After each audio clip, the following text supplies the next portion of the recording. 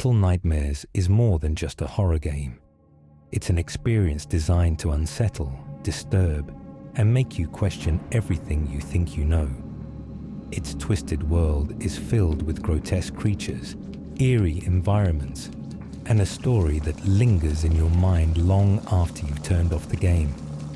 But beneath the monsters, the shadows, and the fear, could the real nightmare be something far more personal? Today, we're diving deep into Little Nightmares, breaking down its world, creatures, and psychological horror to uncover the true meaning behind the nightmare. Every inch of Little Nightmares is carefully designed to make you feel small, vulnerable, and powerless. The towering metal corridors of the moor feel cold and lifeless, yet something always lurks just beyond the darkness. The city streets of Pale City are abandoned, yet televisions flicker as if someone or something is watching. The game's environments are oppressive, suffocating, and deliberately unsettling. But why? It's all about scale. By making the player feel insignificant, Little Nightmares taps into a deep-rooted fear, the feeling of being small in a world that is not only indifferent, but actively hostile. The claustrophobic spaces make escape seem impossible, while the vast, empty ones leave you feeling exposed, always being watched, always being hunted. But who or what is actually pulling the strings?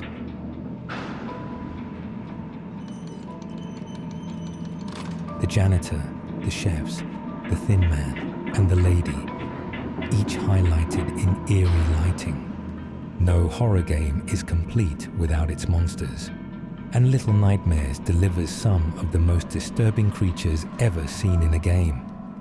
But these aren't just monsters, they're symbols.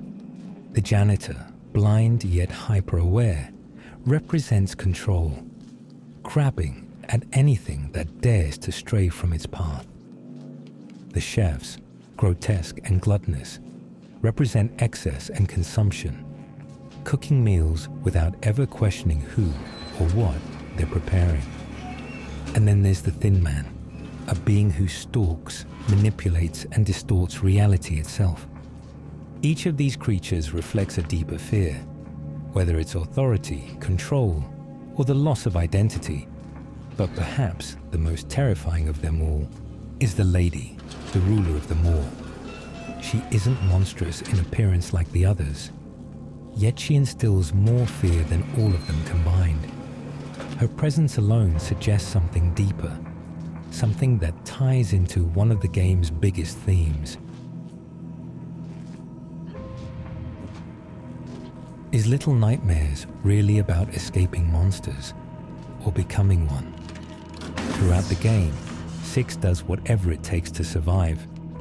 At first, it's simple hunger, but over time, it becomes something more sinister. Is Six just another victim of this world? Or is she proof that power corrupts all who seek it? And what about Mono? His journey ends with him becoming the very creature he was trying to escape.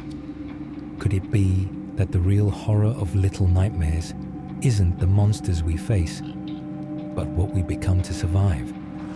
And if that's the case, what does that say about us?